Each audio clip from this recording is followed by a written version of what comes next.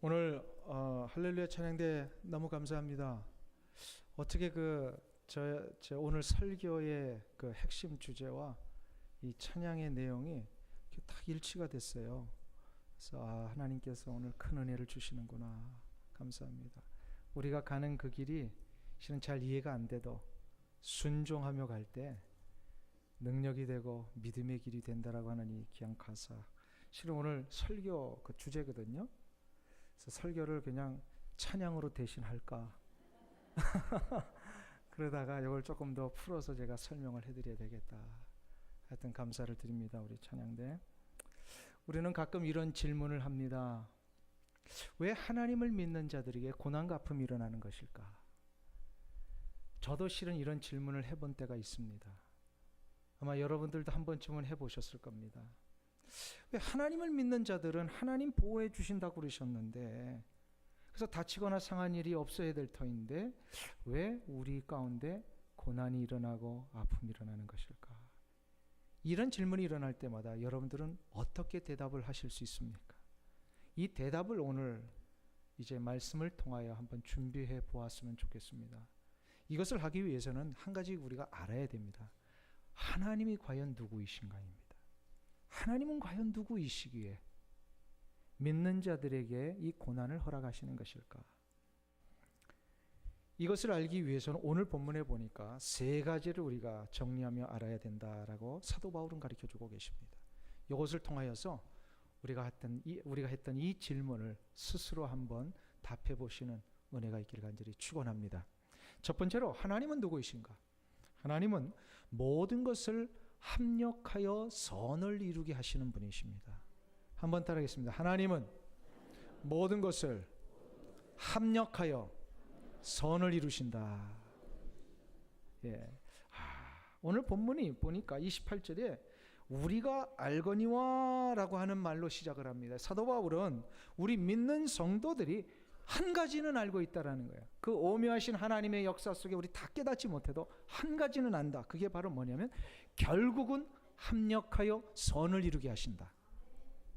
그러니까 이거는 뭐냐면요, 알라는 거예요. 이것만큼은 놓치지 말라는 거예요.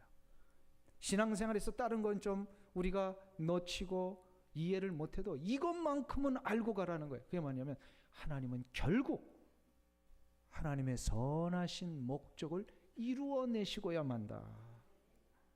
그러면 오늘 본문에 나오는 모든 것이 합력하게 하신다라고 하는 것은 무슨 뜻이냐 이 말입니다. 모든 것이 합력하게 하신다.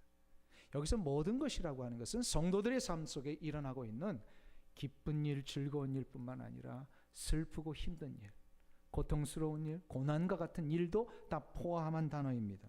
지금 무슨 얘기냐면 우리 그리스도인들의 삶 가운데 기쁘고 즐거운 일뿐만 아니라 아프고 힘든 일까지도 하나님은 이제 나중에 결과적으로 보니까 하나님의 선하신 목적을 이루시는 도구로 사용하셨다는 거예요. 그러니까 이 모든 것이 다 하나님의 선하신 목적을 이루는 일에 쓰임받는다는 겁니다. 그러면 선하신 목적이 뭐예요? 선하신 목적. 그게 바로 뭐냐면 하나님께서 원래 의도하신 뜻과 계획을 얘기를 합니다. 하나님이 의도하신 뜻과 계획은 반드시 이루어지고야만 하는데 그 이루어지시는 과정 속에 우리에게 주어지는 고난도 쓰임받고 있더라. 쓰임받고 있더라. 자, 그러면 여기서 우리가 아주 중요한 한 가지를 좀 정리할 필요가 있습니다. 우리 성도들의 삶 가운데 일어나는 기쁘고 즐거운 일 플러스 힘들고 어려운 고난의 문제까지도 다 합력해서 선을 이루게 하신다 그랬는데 하나님의 그 목적을 이루게 하신다. 누구를 위한 겁니까 이게? 누구를 위한 거예요? 많은 분들이 이 본문을 보면서 이게 이제 하나님만을 위한 것이다라고 생각하는 경우가 있습니다. 왜냐하면 우리 성경에 보면은 우리가 지음받은 목적이 뭐죠? 하나님의 거룩한 영광을 위하여 우리가 지음받았습니다. 그렇죠? 우리 지음받은 목적이. 그래서 이 지음받은 목적이 하나님의 영광을 위한 것이다라는 이 가르침에 너무 익숙해가지고요. 우리가 뭐든지 다 하나님만을 위한 것이구나라고 생각을 한단 말이에요. 근데 가만히 이 본문을 보니까 하나님의 영광이라는 단어가 실은 뭐예요? 폭넓게 생각해 보면 이게 하나님의 영광을 위한 것이 결국 하나님의 백성들의 기쁨과 유익이 되더라는 거예요. 하나님의 영광을 위한 일이, 하나님의 영광을 위하여 나아가는 우리의 모든 일들이 결국 그것을 하는 정작 우리에게 기쁨과 유익으로 이어지게 되더라는 거죠. 그러니까 오늘 이 사도 바울이 말씀하신 합력하여 선을 이루는 하나님의 그 목적과 계획을 이루어드리는 이 일이 바로 우리를 위한 일이기도 하더라는 거예요. 우리를 위한 일이기도 해요. 만일에 이것을 잘 모르잖아요. 그러면 우리 삶 가운데 일어나는 성도들의 고난의 문제를 오해할 경우가 있습니다. 고난을 오해합니다. 오래전에 우리 교회 한 성도님이 그런 질문을 하신 적이 있습니다. 사업을 하시다가 물질적으로 굉장히 큰 어려움 가운데 봉착하셨을 때에 너무 힘드니까 이런 얘기를 하셨어요. 목사님, 왜 저에게 이런 일이 일어난 겁니까? 혹시 제가 무슨 죄를 저질러서 그런 걸까요? 이렇게 이제 질문을 하셨습니다. 한번 생각해 보세요. 이때의 대답이 어떻게 해야 맞는 대답이요? 고난과 아픔이 죄에 대한 대가로 우리에게 주어지는 것이라면 고난과 아픔 정도가 아니라 우리는 어떻게 돼? 죽습니다. 그냥 그 자리에서. 죄의 삭은 뭐라 그래요? 사마. 죄에 대한 값을 치르는 것은 이 죽음이라는 거예요. 그러니까 만일에 하나님이 우리에게 이 죄에 대한 대가를 물으셨다면 다 죽었어요. 그냥 물질이 조금 없어지고 몸이 좀 아프고 이 정도가 아니란 말이에요. 다 죽어요. 그런데 죽지 않았어요. 그러니까 죄의 싹을 물으신 게 아니에요. 죄에 대한 대가를 치르러 가신 게 아니에요. 뭐예요? 고난과 아픔이라고 하는 것은 마치 하나님의 거룩한 영광과 역사를 위하여 우리를 더욱더 강하게 하시기 위한 회초리와 같은 거예요. 회초리 어릴 때 우리 다 맞아보셨죠? 그 맞고 나서 죽으신 분 있으세요? 죽으신 분 한번 손 들어보세요. 회초리는 죽는 게 아니에요. 어떻게 해요? 맞으면 더 강해집니다. 회초리를 때리는 부모의 의도대로 살 뿐만 아니라 맞는 정작 자기 자신도 더 강하고 훌륭한 사람으로 가게 돼요. 회초리는 그래요. 하나님이 우리에게 주시는 고난이 바로 그와 같은 것입니다. 우리에게 고난을 주시는 것은 하나님의 거룩한 목적대로 가도록 하시는 하나님을 위한 일이기도 하지만 결국 회초리 맞으니까 어떻게 돼요? 내가 더욱더 하나님 앞에 바르고 건실한 하나님을 기쁘시게 할 수 있는 하나님의 사람으로 성장하게 되더라. 그러니까 이 고난과 아픔의 문제를 우리는 오해해서는 안 됩니다. 결국은 하나님의 선하신 목적대로 갑니다. 근데 여기서 잊지 않아야 될 게 있어요. 잊지 않아야 될 게. 그게 바로 뭐냐면 고난과 시련의 그 현장 속에 우리가 있을 때에 어느 누구도 감히 제가 이렇게 얘기를 하세요. 어느 누구도 그 고난의 의미를 100% 이해하는 사람은 없습니다. 왜요? 하나님의 계획과 하나님의 뜻을 완전히 이해하며 살 수 있는 사람이 있어요, 없어요? 없기 때문에. 하나님이 우리를 위하여서 주시는 이 고난과 아픔의 의미를 그 현실에서, 그 현장에서 완벽하게 다 이해하며 가는 사람은 없습니다. 왜 시련이 왔는지, 이 시련의 의미가 무엇인지 다 알 수 없습니다. 그런데 오늘 사도 바울이 우리는 한 가지 알거니와 하나는 안다는 거예요. 뭘 알아요? 이유와 이 의미는 모르지만 우리는 결과는 안다는 거예요. 뭐요? 우리의 이 시련을 통하여서 하나님의 거룩하신 목적과 계획을 이루어내시고야만 한다는 거예요. 그리고 그 계획과 목적을 이루시는 것은 곧 우리를 위한 일이기도 한다는 거예요. 아멘? 요거 한 가지는 우리가 알고 가라는 거예요. 요거 한 가지. 옛날에 보면은요, 지금은 그런 시계가 없습니다만 손목에 차는 시계 중에 아주 투명한 시계들이 있었어요.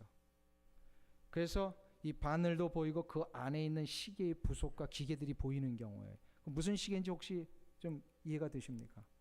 자, 가만 보세요. 그 시계를 만일에 차고 다니는데 그 시계를 볼 때마다 그 안에 돌아가는 부속과 기계들이 착착착착착 이렇게 정확하게 움직이고 있는 이 원리와 이유를 다 알고 시계를 봐요? 아니면 이거는 2시 되면 딱 가르쳐 주는 게 분명히 하면서 봅니까? 전자예요, 후자예요? 제가 그 엔지니어 하시는 분한테도 물어봤어요. 시계 돌아가는 원리 다 알고 차십니까? 모르신대요. 우리가 시계를 볼 때 이 시계가 돌아가는 원리를 다 알지 못해도 무엇은 우리가 알 수 있는 거예요? 정확하게 이 시계는 목적대로 시간을 가르쳐 주고 있다는 거예요. 우리 성도들의 삶이 바로 그와 같습니다. 우리는 그 오묘하신 하나님의 뜻을 다 알 수는 없습니다. 또 다 알 수 있는 능력이 없기 때문에, 하나님의 생각은 너무나도 크고 넓고 깊으시기 때문에, 오묘하시기 때문에 우리는 다 알 수 없지만 한 가지는 압니다. 뭐라고요? 결국 나의 삶을 하나님의 선하신 뜻대로 합력해서 이루게 하신다. 당대의 의인이라고 칭송받았던 욥 아시죠? 최고의 부자요 의인으로 칭송받던 욥이 갑자기 하루아침에 시련을 당했어요. 모든 것을 다 잃어버렸습니다.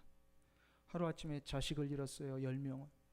최고의 부자로 했던 그 모든 것, 집과 가축과 종들까지도 다 잃어버렸어요. 재산을 잃었어요.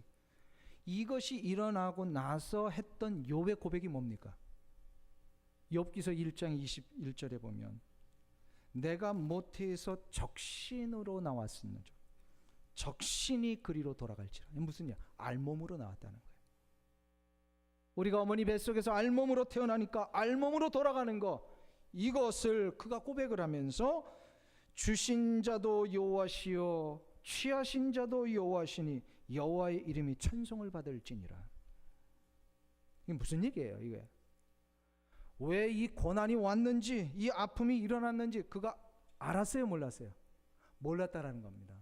이 고백은요, 이유를 알 수 없어요. 무엇 때문에? 그러나 한 가지는 알았어요. 이 모든 상황 속에서도 하나님이 하고 계시다라는 거. 와, 욥이 그래서 참 위대한 믿음의 사람이에요. 이해가 안 됐어요. 그리고 왜 이런 일이 일어났는지, 이 고난의 의미가 뭔지도 알지도 못했어요. 그런데도 한 가지는 고백했어요. 하나님이 하고 계시는구나. 그러니까 하나님이 욥을 아주 기뻐하시잖아요. 그래서 결국 그가 수많은 그 대화를 통해서 친구들의 이 조언도 듣고 막 이러면서 전혀 깨닫지 못했다가 하나님 앞에서 그가 은혜를 받아서 한 가지를 깨닫죠. 나중에 뭐라 그래요? 그러나 내가 나의 가는 길을 오직 그가 아시나니 나를 단련하신 후에는 내가 정금과 같이 나으리라. 뭐라는 거예요? 이제 나중에 보니까 하나님이 나를 정금과 같이 만드시기 위함이었구나. 하나님의 선하신 목적이 여기에 있다는 거예요. 욥을 정금과 같이 만드시기 위하여 하나님은 그 아픔을 허락하셨습니다. 나중에는 압니다. 그러나 그 현장에서는 모를 경우가 너무 많습니다.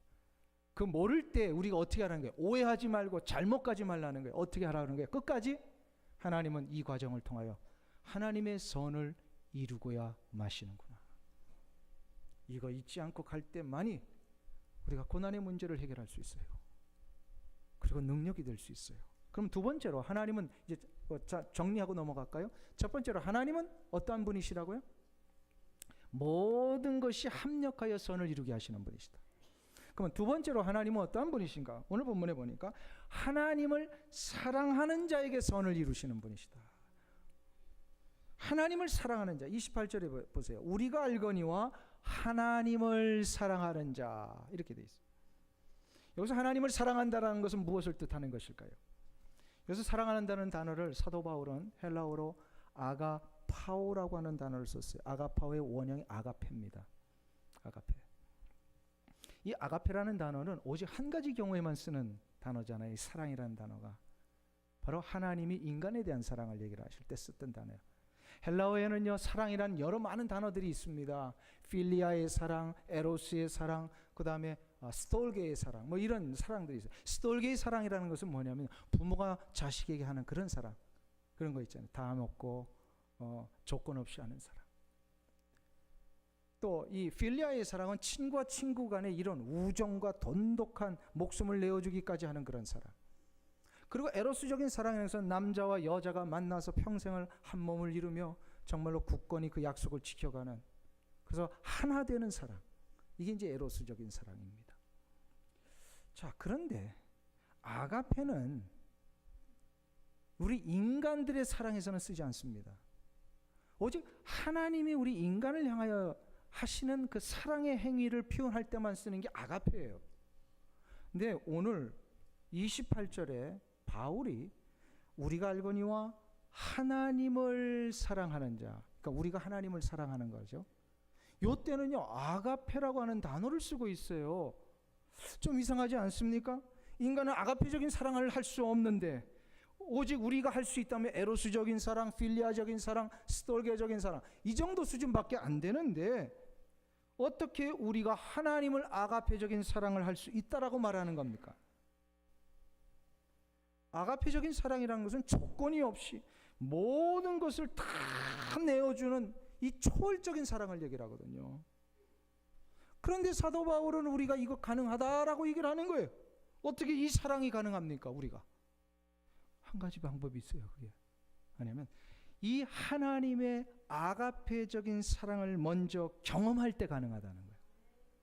하나님의 아가페적인 사랑을 내가 경험하면 우리를 향하신 하나님의 그 완벽하신 사랑, 우리에게 어떤 조건이나 이유를 묻지 아니하고 무조건적으로 다 내어주시는 이 사랑, 이 사랑을 무슨 사랑이라고 그래요? 또 아가페 사랑을 곧 십자가의 사랑이라고 그래요. 우리의 연약함과 우리의 부족함에도 불구하고 그런 조건과 이유 상관없이 그냥 일방적으로 무조건적으로 다 내어주시는 이 사랑, 이게 바로 십자가의 사랑이에요. 이 십자가의 사랑 때문에 죄 있던 우리가 의인으로 바뀌었고, 이 십자가의 사랑 때문에 영원히 죽을 수밖에 없는 존재로 살던 우리가 영원히 하나님 나라의 백성으로 사는 이 놀라운 축복을 받았잖아요. 믿습니까? 그 이 십자가의 사랑은요, 우리같이 연약하고 부족한 자로 하여금요, 하나님을 향하여 아가페적인 사랑을 조금이라도 흉내낼 수 있게 합니다. 무슨 얘기인지 아시겠어요? 여기서 중요한 것은요, 흉내입니다. 우리가 100% 아가페적인 사랑을 할 수 있는 건 아니에요. 그러나 하나님의 그 아가페적인 사랑을 경험하고 나니까, 십자가의 사랑을 경험하고 나니까 내가 바뀐 거 보니까 이거는 놀라운 사랑이에요. 그러니까 이 십자가의 사랑을 경험한 사람은요, 완벽하지는 못하지, 아니 완벽한 정도가 아니에요. 0.001% 밖에도 안 되는 그런 사랑이지만 아가페적인 사랑을 흉내내기를 시작합니다. 근데 하나님은 이 흉내내는 사랑조차도 하나님을 사랑하는 것으로 여기시겠다는 거예요. 믿습니까? 그러니까 사랑을 받아본 자만이 사랑할 수 있듯이 우리가 하나님을 향하여 조건 없는 이 아가페적인 사랑을 0.001%라도 흉내내기를 시작할 때에 하나님은 우리에게 선을 이루신다. 그런데요, 이렇게 사랑을 시작하는 구체적인 증거들이 우리의 삶 가운데 있었어요. 뭔지 아세요? 아가페적인 사랑을 했던 그 증거들이 있어요. 우리의 신앙의 선배님들 가운데요, 그 로마 시대의 초대교회 그 수많은 핍박과 고문 속에서도요, 그리고 그 일제 시대 때 그 참혹한 일제의 그 탄압 속에서도요, 비록 내가 이 감옥에 갇혀 있을지라도, 이 감옥에서 나가지 못할지라도, 여기서 죽는 한이 있더라도 나는 하나님에 대한 이 사랑과 이 믿음 버리지 않겠습니다. 우리 아까 할렐루야 찬양대 이 믿음의 길 가겠습니다. 이해가 안 돼도 가겠습니다 라고 하면서 끝까지 이 사랑을 지키며 순교했던 수많은 성도들이 바로 그 증거입니다. 이게 바로 아가페적인 사랑을 흉내내며 간 거예요. 흉내내도 능력이잖아요. 흉내만 내도 능력이 일어나는 거예요. 다니엘의 세 친구가 풀무불에 갇히게 되는 위험 앞에, 이 엄청난 시련 앞에 느부갓네살이 조건을 붙입니다. 회유를 합니다. 금신상 앞에 절하면 너희들 여기서 안 들어갈 수 있고 살 수 있다. 다니엘의 세 친구가 뭐라고 얘기를 하죠? 하나님 앞에 이 아가페적인 사랑을 끝까지 견지하는 자는, 본문의 내용이 그거예요. 우리는 이 금신상 앞에 절하지 않겠다라는 거예요. 그게 바로 뭐냐면 0.001%라도 아가페적인 사랑 내가 한번 흉내 내겠다. 이렇게 내는 사람은 하나님이 풀무불 가운데서도 지켜주실 것이요. 설사 지켜주지 아니하실지라도. 그래서 무슨 표현이에요? 그리 아니하실지라도. 나는 이 사랑의 표현을 거두지 않겠습니다. 나중에 어떻게 하세요? 하나님 선을 이루게 하시잖아요. 그들을 구원하시잖아요. 이러한 하나님 앞에서의 아가페적인 사랑을 조금이라도 흉내내기 위하여 노력하며 시작하는 자에게는요, 하나님의 축복이 시작이 됩니다. 두 가지 축복인데요. 무슨 축복이냐면 우리가 우리 사람들끼리 하고 있는 이 스톨게적인 사랑, 에로스적인 사랑, 그 다음에 필리아적인 이런 사랑을요 더욱 굳건하게 하십니다. 더욱더 완벽하게 만들어 주십니다. 그러니까 하나님 앞에서 이 아가페적인 사랑을 실천하는 순간부터요, 부모가 자녀에 대하여 진짜 다함이 없는 희생하는 사랑을 실천할 수 있는 거예요. 남자와 여자가 만나서 요즘 얼마나 이 가치관이 강하고요, 서로의 기준들이 강해서 얼마나 많이 등을 돌리는 경우가 많아요. 그러나 아가페적인 사랑을 조금이라도 흉내내며 실천하는 순간부터요, 남자와 여자가 만나는 이 사랑이요, 하나님의 축복 속에 돈독해지고 가정이 회복되고, 계산해서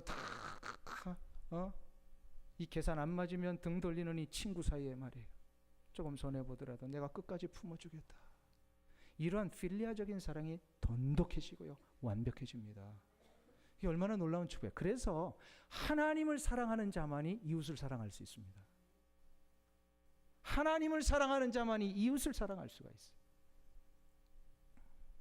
그리고 두 번째 축복이 주어집니다. 우리의 이런 인간적인 사랑이 돈독해질 뿐만 아니라 내 개인의 삶에 하나님이 축복하고 인도해 주시겠다는 보장이 이루어집니다. 출애굽기 20장 6절에 보면요, 하나님께서 모세를 통하여서 이 출애굽해서 이 광야 생활을 시작하는 이스라엘 백성들에게 이렇게 말씀하십니다. 나를 사랑하고 내 계명을 지키는 자에게는 1000대까지 은혜를 베푸느니라. 할렐루야. 뭐 하는 자에게? 하나님을 사랑하는 자에게 뭐 한다고요? 1000대까지. 한번 따라 하실까요? 하나님을 사랑하고 하나님의 계명을 지키는 자 1000대까지 은혜를 받는다. 하나님의 약속이에요. 출애굽기 20장에 분명히 약속하고 계세요. 할렐루야. 하나님을 향한 이 아가페적인 사랑, 이거는 나하고는 전혀 상관없는, 나는 전혀 못하는 사랑, 이게 아니라요, 이 사랑을 나에게 부어주셨으니 하나님, 나도 이 사랑을 조금이라도 흉내내며 살게 하여 주옵소서 하며 실천하며 나갈 때에 이 아가페적인 사랑은 여러분의 삶을 하나님의 거룩한 선이 되게 하십니다. 이 은혜가 있기를 축원합니다. 마지막으로 하나 더 살펴보겠습니다. 두 번째는 다시 정리합니다. 첫 번째는 뭐예요? 하나님은 모든 것을 합력하여 선을 이루시는 분. 그리고 두 번째로 하나님은 하나님을 사랑하는 자에게 선을 이루시는 분. 세 번째로 하나님은 하나님의 뜻대로 부르심을 입은 자들에게 선을 이루고 주시는 분입니다. 한번 따라하겠습니다. 하나님의 뜻대로 부르심을 입은 자들에게 선을 이루신다. 하나님이 그렇게 하신다. 하나님의 뜻대로 부르심을 받았다라고 하는 것은 무슨 얘기입니까? 이것은 하나님께서 우리를 부르신 그 목적과 계획 앞에 순종하는 거 얘기해요. 아까 그 찬양 가운데 순종하며 가는 걸 얘기를 하셨잖아요. 이 순종이 그래서 능력이에요. 하나님이 우리를 부르신 목적과 계획 앞에 어떤 사람은 알지만 순종 안 하면 그 능력이 안 되거든요. 근데 그 목적과 계획 앞에 순종하며 갈 때에 유명한 여세들백 처치의 그 릭 워렌 목사님이 그 유명한 베스트셀러 책을 하나 만드셨죠. 목적이 이끄는 삶 아시죠?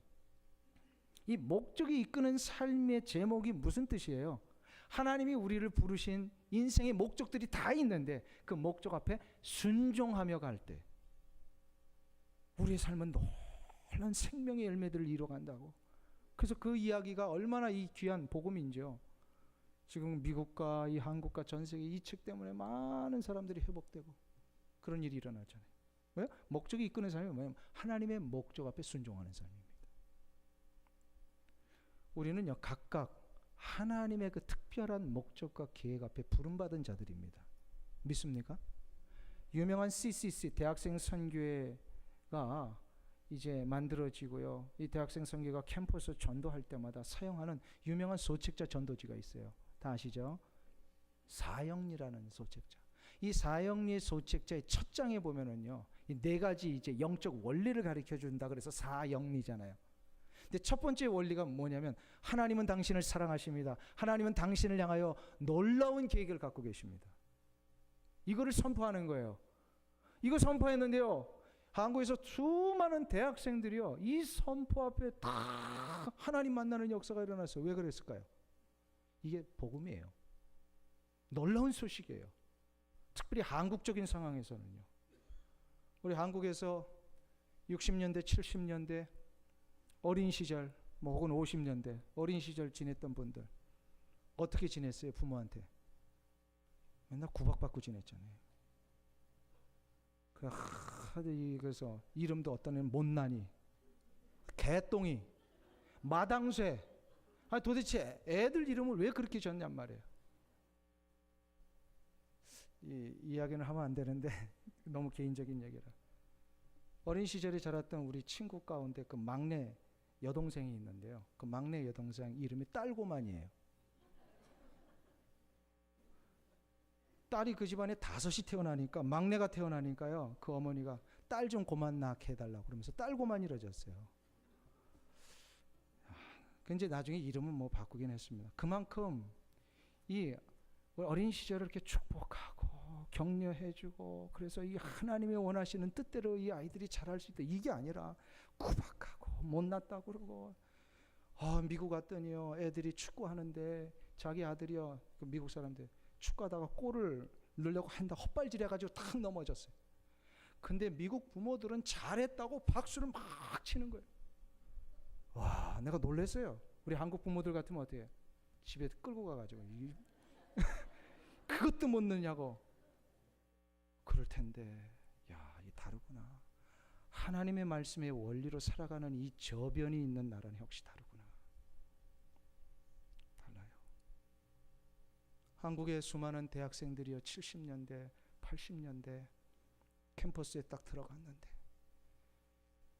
19살 20살 될 때까지 집안에서 구박받고 나는 못난이라고 나는 인생에 가치도 없고 나는 개똥이로 살았는데 대학에 딱 들어갔는데 어떤 한 건실한 청년이 나와서 당신 하나님 사랑하셔. 하나님이 당신을 향하여 놀라운 계획을 갖고 계셔요. 이 소식을 듣는 순간부터요 이 대학생들이요 전율이 오는 거예요. 한 번도 듣지 못했던 이 놀라운 복음의 소식을 듣고 나니까. 그래서요 이 사형리 때문에 수많은 대학생들이요 하나님 앞에 돌아왔어요. 그래서 그 대학생들 돌아와가지고 그분들이 커서 지금 한국의 지금 리더들로 많이 살고 계시잖아요. 하나님은요 우리를 향하여서요 각자 개개인에게 놀라운 계획을 갖고 계세요. 근데 여기서 중요한 거는요 나를 향하신 하나님의 목적과 내 옆에 계신 분의 목적이 다르다라는 겁니다.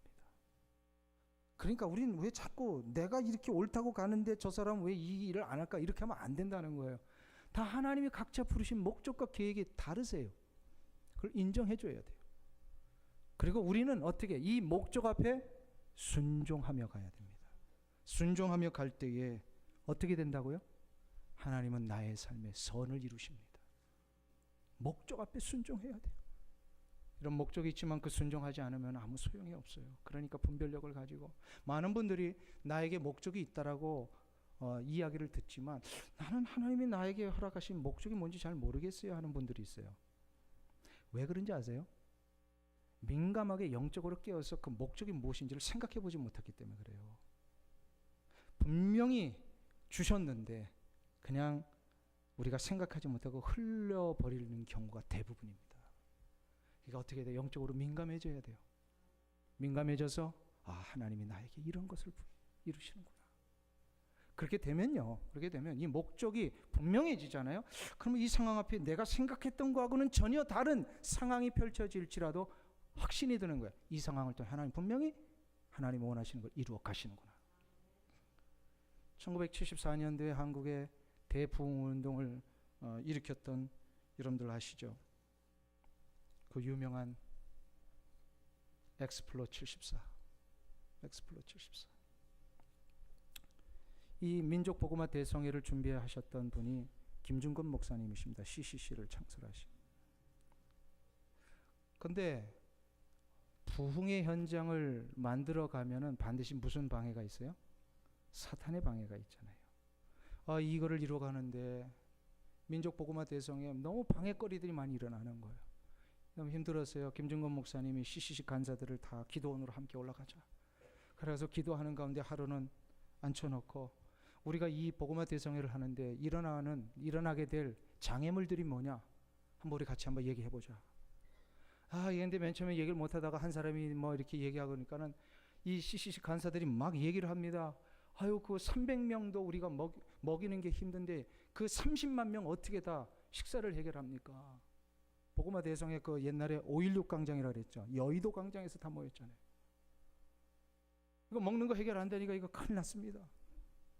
또 여름에 한참 장마철이니까 이거 전염병 한번 돌면 이게 집단적으로 이거 다 전염되는데 이거 큰일 났습니다.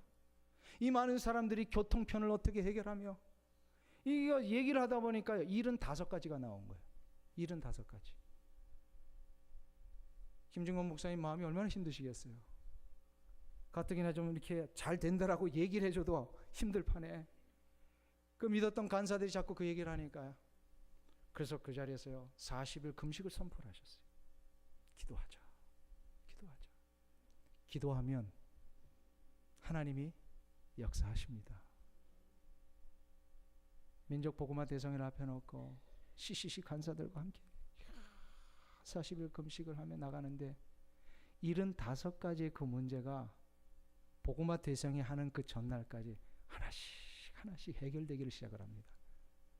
CCC 그 김중건 목사님의 그 CCC 간사를 했던 분이 나중에 그 회고집에서 얘기하시는 거예요.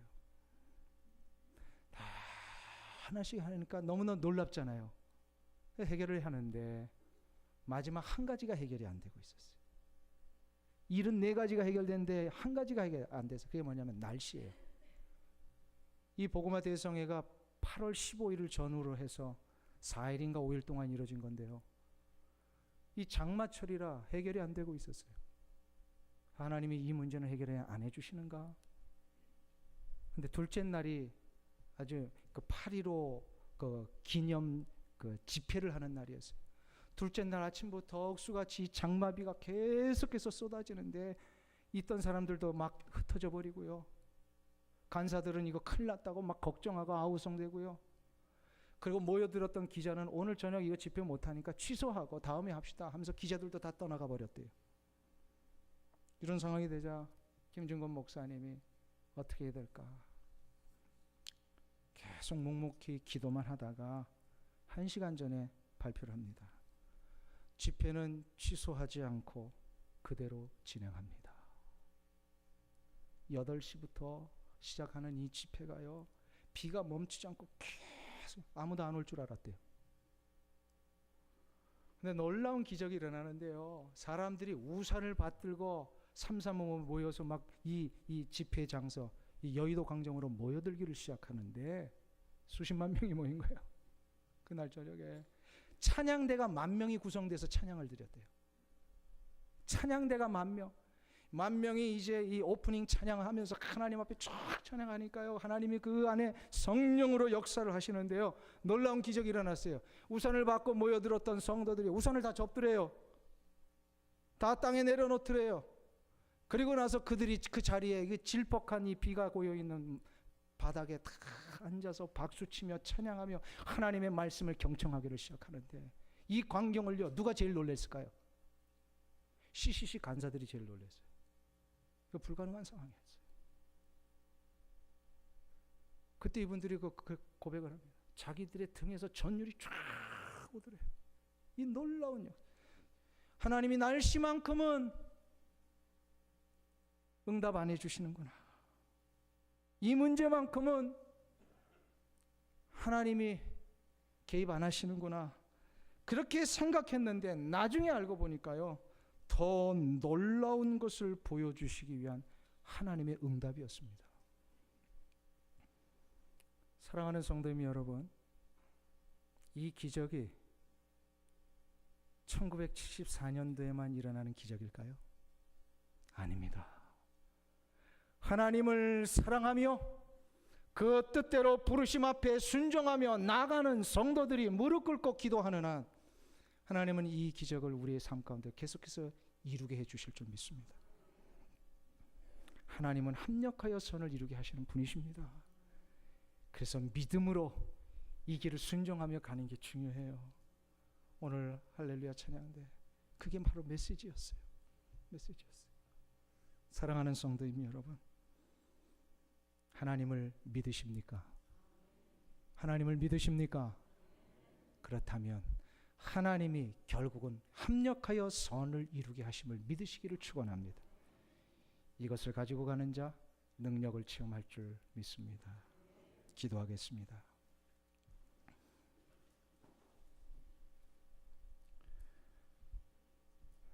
하나님 아버지, 우리는 비록 연약하고 능력이 없고 어떤 것도 할 수 없는 연약한 존재이오나 하나님은 전능하신 하나님이심을 믿습니다.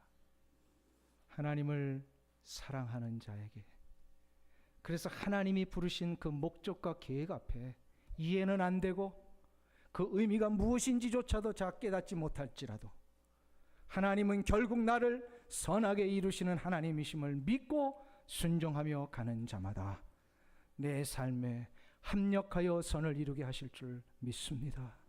사랑하는 성도들이 이 귀한 확신 가지고 저들의 삶에서, 가정에서, 일터에서, 자녀들을 향한 모든 현장에서 하나님이여 비록 힘이 들고 어려울지라도 끝까지 승리하여 하나님의 영광을 드러내는 일에 쓰임받는 귀한 성도님들 다 되게 하여 주시옵소서.